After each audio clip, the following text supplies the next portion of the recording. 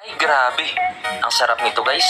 Buko, sago, at kung ano-ano pang pampakulay at pampasarap para sa kanilang palamig.